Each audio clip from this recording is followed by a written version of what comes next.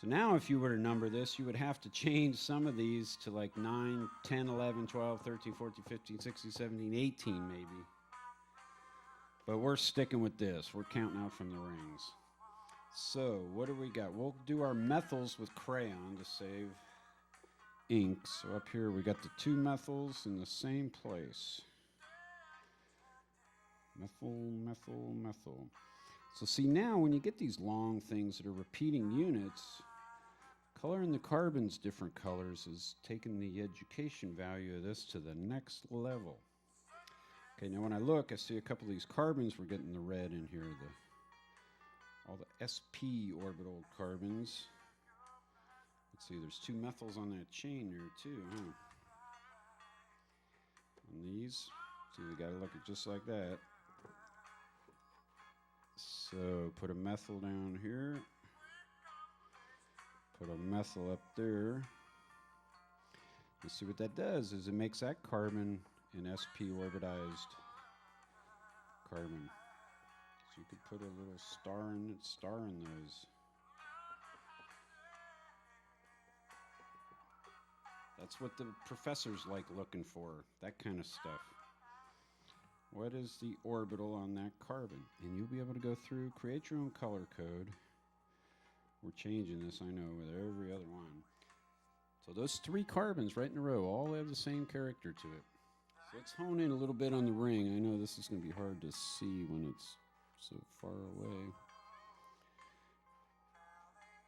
We've got brown. We got to put the hydrogens in there now. So 2 methyls. There's 1, 2, 3.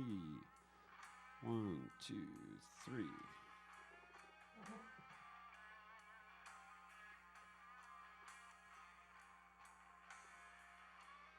So to do these one at a time, let's color in the methyls now.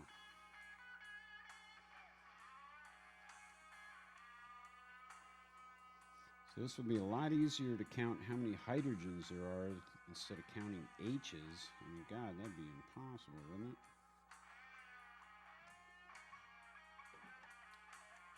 Methyl gets a black.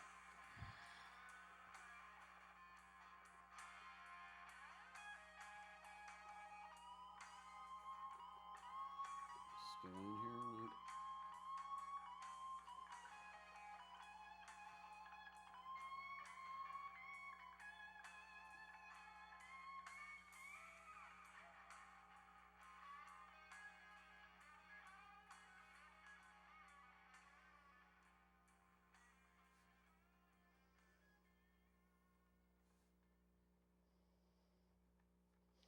So there's no question as what kind of carbon that is. If it's black, it's going to be a methyl. No chance of losing the H's. Even when they're real tiny like that one, you can look and you see 3 red dots, you know it's a CH3. So I cannot overemphasize the color coding of this. Okay, brown. We lost our brown crayon before. I think we found it. So these 3 carbons are the same up top there, so these get up, but don't do it till you draw the H's in. 2 H's on these guys. 1, 2. So that's why I said I like them drawn on the inside, but if you draw them on the outside, they're easier to count. So those guys up here, these are the CH2s. The terrible 2s.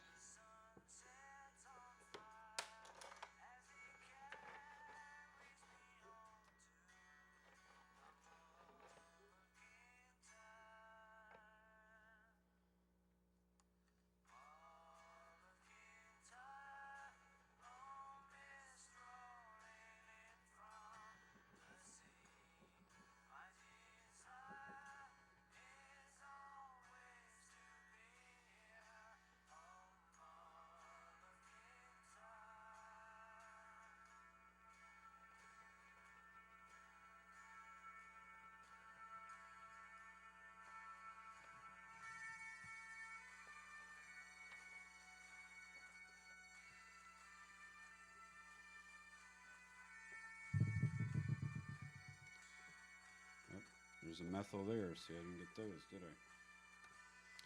3 dots. 2 dots. Might as well just color these all through across here now. Now with these double bonds there, so I'm missing another double bond there between 1 and 2. Because I was looking and I was going to say, oh wait, I need some 2 H's. It'd be a different color, but then I said, oh, you missed a double bond, so it's green, pea green here. Because these are all 1 dots, 1 H.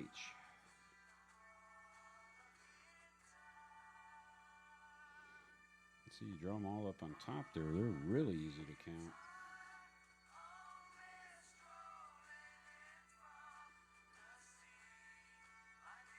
So I wish I could take credit for this and say, aren't I a genius for inventing this? But I didn't invent it. God made it this way.